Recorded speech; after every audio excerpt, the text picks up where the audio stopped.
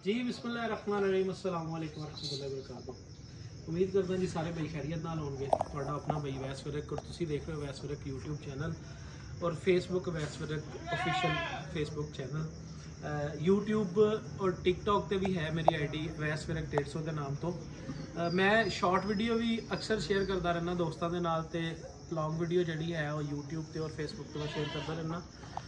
अज की जी वीडियो है साडी sheep and God के हवाले नाल है, बकरियां के हवाले नाल साडी वीडियो है। साडे सामने जिहड़ा ब्रीडर खड़ा है इस फार्म का, चूँकि ये हर जगह ते मशहूर है ना। अगर फार्म के उत्ते तुहाडे ब्रीडर अच्छा है तो तुहाडे को आने वाली जिहड़ी नस्ल है वो कमाल दी बन सकती है।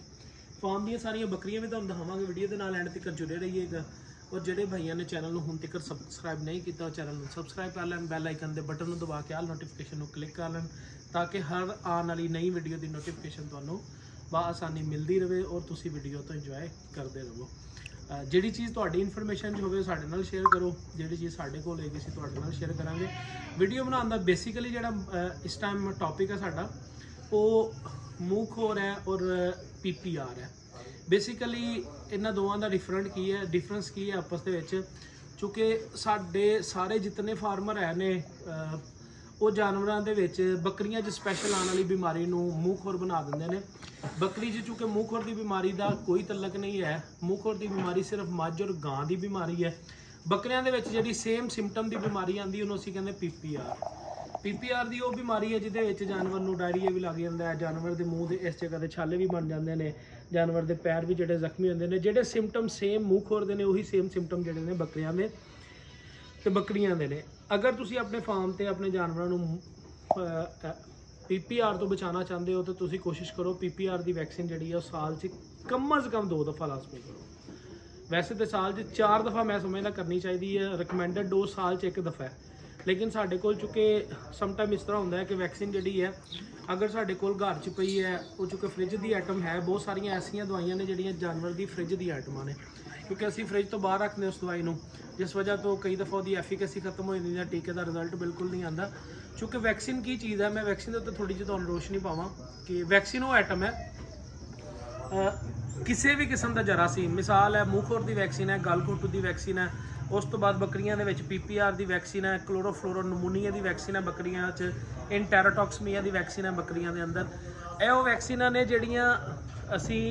ਜਿਹੜੀਆਂ वायरल डिजीज़ ਦੇ ਵਿੱਚ इस्तेमाल होने वाली वैक्सीनां ने, वो वैक्सीनां ने जिन्हां दे विच असीं जिंदा नहीं मुर्दा जरासीम उस बीमारी दे पाए हुए हैं। चूँकि रिसर्च जिहड़ी है उस बीमारी के मुर्दा जरासीम ते हुंदी है और उन्होंने सेव किया जाता है, जिन्होंने असीं जानवर के अंदर इंजैक्ट करते हैं। अगर बाहरों कोई जरासीम जानवर के अंदर चला जाता है तो वो उस जरासीम को देख के ते आप ही किल हो जाता है। उसकी वजह की होंदी है कि उन्होंने आइडिया होंदा कि इस जानवर के अंदर इम्यूनिटी बहुत ज़्यादा बूस्ट हो चुकी है, इस दे अंदर ऑलरेडी जिहड़ा जरासीम है ना, मेरे जिहड़े जरासीम आपस चुके होंदे ने, जरासीम दूसरे जरासीम मरे हुए देख के समझदा कि अगर मैं दे अंदर रहा कुछ टाइम वास्ते मेरी भी डेथ हो जानी है, जिस वजह तो वो जानवर के अंदर एक्टिव ही नहीं हो पाता, जानवर को नुकसान नहीं कर पाता। इस करके असीं फार्म के उत्ते वैक्सीन लाने हैं। बकरियां की वैक्सीन के हवाले नाल गल कर रहे सी असीं, चूँकि PPR की एक वैक्सीन है साडे कोल बकरियां विच जिहड़ी असीं साल च लाजमी 2 दफ़ा इस्तेमाल करते हैं। उस तो बाद बकरियां के अंदर एक वैक्सीन आती है इंटेरोटॉक्समिया। इंटेरोटॉक्समिया की वैक्सीन किहड़ी वैक्सीन है? इंटेरोटॉक्समिया असीं कहते हैं कि अंतड़ियां दे विच जानवर के इन्फेक्शन का हो जाना। उहदे च की होंदा है अमूमन जानवर जिहड़ा अमूमन जानवर जिहड़ा अपना स्टूल है या मेंगना ने या गोबर जिन्हों असीं कहते हैं बकरियां के अंदर, ये जानवर पानी वर्गा करना शुरू कर दिंदा है। जानवर डे बाय डे कमज़ोर होने लग जाता, जानवर की पिछले लत्तां जिहड़ियां ने बिल्कुल कमज़ोर हो जांदियां ने और जानवर ऑफ फीड हो जाता है, खाना पीना छोड़ जाता है, क्योंकि जिहड़ी भी चीज़ नूं खांदा उहनूं पानी च बदल के जिहड़ा ना वो मेंगना के रस्ते जिहड़ा ना रैक्टम के रस्ते थ्रू रैक्टम बाहर कढ दिंदा है। अगर असीं अपने फार्म के उत्ते इंटेरोटॉक्समिया की वैक्सीन करांगे तो साडे बकरियां दे विच दूसरे मसले तो बकरियां बच जाएंगे। पहला मसला की है जिन्हों असीं PPR कह रहे हैं, दूसरा मसला की है जिन्हों असीं इंटेरोटॉक्समिया अंतड़ियां दे सोज या ETV कहते हैं, ये 2 हो गई। तीसरे नंबर पर सर्दियों के इन्हां च एक मसला आता है जिन्हों असीं कहते हैं क्लोरोफ्लोरो नमूनीआ, इहदी भी वैक्सीन होंदी है बकरियां दे विच। चूँकि साडा फार्मर जिहड़ा इन्हां चीज़ों नूं नहीं समझदा, इस फार्मर नूं गाइड करने वास्ते जिहड़े डॉक्टरां दी ड्यूटी अल्लाह पाक ने दुनिया ते लाई है, वो डॉक्टर भी जिहड़ा ना बहुत कम जिहड़ा फार्मर नूं गाइड करते हैं। कई दफ़ा की करते हैं वो गाइड करने की कोशिश करते, लेकिन फार्मर ही सीखण दे ज़हन च नहीं हुंदा। इस करके जिहड़े लोगों ने जिस किस्म की भी फार्मिंग की हुई है, किसी ने बकरियां की हुई है, ਕਿਸੇ ਨੇ ਮੱਝਾਂ ਦੀ ਕੀਤੀ ਹੋਈ ਹੈ, ਕਿਸੇ ਨੇ ਗਾਵਾਂ ਦੀ ਕੀਤੀ ਹੋਈ ਹੈ, ਕਿਸੇ ਨੇ ਘੋੜਿਆਂ ਦੀ ਕੀਤੀ ਹੋਈ ਹੈ, ਕਿਸੇ ਨੇ ਊਂਠ ਦੀ ਕੀਤੀ ਹੋਈ ਹੈ। ਜਿਸ ਕਿਸਮ ਦੀ ਵੀ ਫਾਰਮਿੰਗ ਕੀਤੀ ਹੈ ਉਸ ਫਾਰਮਿੰਗ ਦੇ ਵਿੱਚ ਆਪਣੇ ਜਾਨਵਰ ਜਿਹੜੇ ਨੇ ਉਹਨਾਂ ਨੂੰ ਉਹਨਾਂ ਦੀਆਂ ਜਿਹੜੀਆਂ ਜ਼ਰੂਰਤਾਂ ਦੀ ਦਵਾਈ ਹੈ ਉਹ ਲਾਜ਼ਮੀ ਤੁਸੀਂ ਫਾਰਮ ਤੇ ਰੱਖੋ ਔਰ ਲਾਜ਼ਮੀ ਹੀ ਇਸਤੇਮਾਲ ਕਰੋ। ਹਰ ਵੈਕਸੀਨ ਜਿਹੜੀ ਹੈ ਕੋਈ ਸਾਲ ਵਾਲੀ ਹੁੰਦੀ, ਕੋਈ 6 ਮਹੀਨੇ ਵਾਲੀ ਹੁੰਦੀ, ਕੋਈ 3 ਮਹੀਨੇ ਵਾਲੀ ਹੁੰਦੀ ਹੈ। ਇਹ 3 ਕਿਸਮ ਦੀਆਂ ਬੱਕਰੀਆਂ 'ਚ ਵੈਕਸੀਨ ਹੈ। ਇਹਨਾਂ ਬੱਕਰੀਆਂ ਦੇ ਵਿੱਚ ਇੱਕ ਚੀਜ਼ ਮੈਂ ਕਹਾਂਗਾ ਕਿ ਬੱਕਰੀ ਜਿਹੜੀ ਹੈ ਨਾ ਹਮੇਸ਼ਾ ਅੱਲਾ ਕੋਲ ਇੱਕ ਹੀ ਦੁਆ ਕਰਦੀ ਹੈ ਕਿ ਹਮੇਸ਼ਾ ਜਿਹੜਾ ਨਾ ਉਹ ਗਰਮੀ ਦਾ ਮੌਸਮ ਪਵੇ, ਗਰਮੀ ਹਮੇਸ਼ਾ ਰਵੇ, ਕਿਉਂਕਿ ਗਰਮੀ ਦੇ ਵਿੱਚ ਬੱਕਰੀ ਜਿਹੜੀ ਹੈ ਉਹ ਬਹੁਤ ਜ਼ਿਆਦਾ ਖੁਸ਼ ਰਹਿੰਦੀ ਹੈ। ਸਰਦੀ ਜਿਹੜੀ ਹੈ ਬੱਕਰੀ ਦੀ ਦੁਸ਼ਮਣ ਹੁੰਦੀ ਹੈ।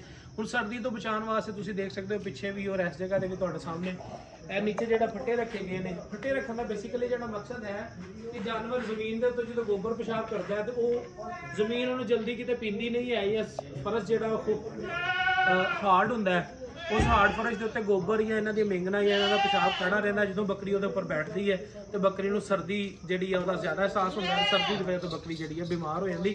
ਫੱਟੇ ਦੇ ਉੱਪਰ ਚੁੱਕ ਦੇਖ ਰਹੇ ਹੋ ਤੁਸੀਂ, ਫੱਟੇ ਦੇ ਅੰਦਰ ਸੁਰਾਖ ਹੈ ਤਕਰੀਬਨ 1 ਇੰਚ 1.5 ਇੰਚ। ਇਹਦੇ ਵਿੱਚੋਂ ਬੱਚੇ ਦਾ ਜਾਂ ਜਾਨਵਰ ਬੜੇ ਦਾ ਪਾਉ ਜਿਹੜਾ ਨਾ ਉਹ ਜ਼ਮੀਨ 'ਚ ਨੀਚੇ ਨਹੀਂ ਜਾਂਦਾ।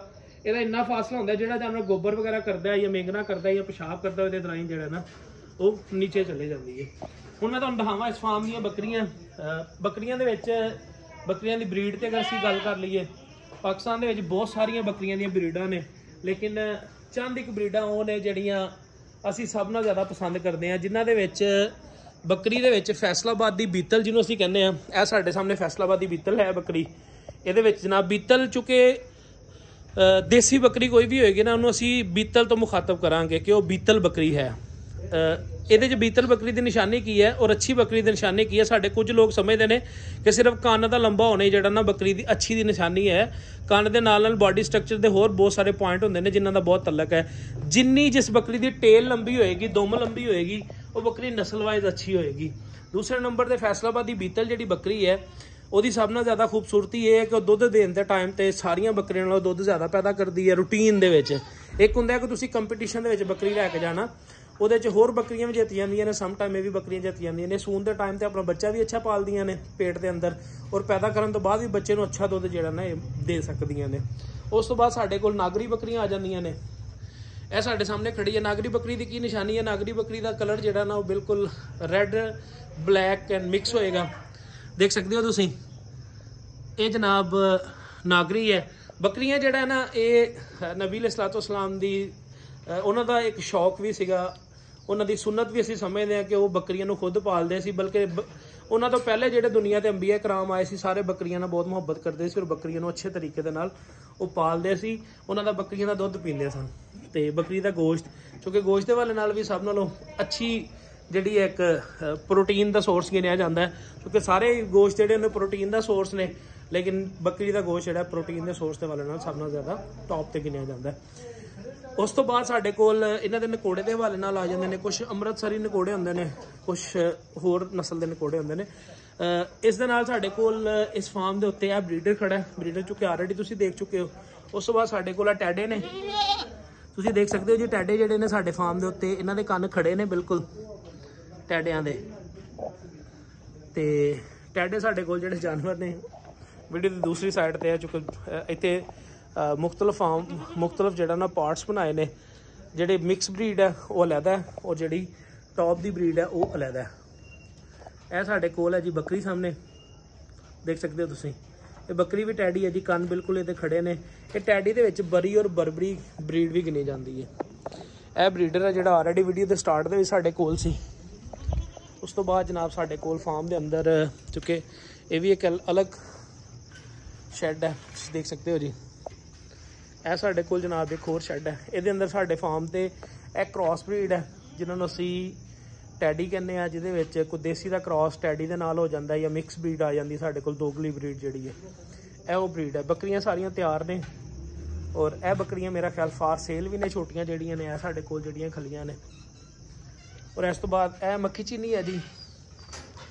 ਮੱਖੀ ਚੀਨੀ ਬਰੀਡ ਜਿਹੜੀ ਇਹਨੂੰ ਵੀ ਲੋਕ ਬਹੁਤ ਜ਼ਿਆਦਾ ਪਸੰਦ ਕਰਦੇ ਨੇ ਸਾਡੇ ਫਾਰਮਰ, ਦੇਖ ਸਕਦੇ ਹੋ ਜੀ। ਬੱਕਰੀ ਮੈਂ ਸਮਝਦਾ ਕਿ ਅਗਰ ਤੁਸੀਂ ਬੱਕਰੀਆਂ ਦਾ ਸ਼ੌਕ ਕਰਦੇ ਹੋ ਜਾਂ ਜਾਨਵਰ ਕਿਸੇ ਦਾ ਵੀ ਸ਼ੌਕ ਕਰਦੇ ਹੋ, ਉਸ ਜਾਨਵਰ ਦੀ ਸਿਹਤ ਦੇ ਉੱਤੇ ਸਭ ਨਾਲ ਪਹਿਲੇ ਖਿਆਲ ਕਰੋ ਉਹਦੀ ਸਿਹਤ ਦਾ। ਅਗਰ ਤੁਹਾਡੇ ਐਨੀਮਲ ਦੀ ਸਿਹਤ ਅੱਛੀ ਹੋਏਗੀ, ਤੁਹਾਡਾ ਐਨੀਮਲ ਜਿਹੜਾ ਬਿਮਾਰੀਆਂ ਤੋਂ ਵੀ ਬਚਿਆ ਰਹੇਗਾ। ਉਹ ਤੁਹਾਡਾ ਐਨੀਮਲ ਜਿਹੜਾ ਜ਼ਿਆਦਾ ਸੂਏ ਦੇਣ ਤੋਂ ਬਾਅਦ ਵੀ ਜਿਹੜਾ ਨਾ ਉਹ ਮੋਟਾ ਤੇ ਖੂਬਸੂਰਤ ਰਹੇਗਾ ਜੀ।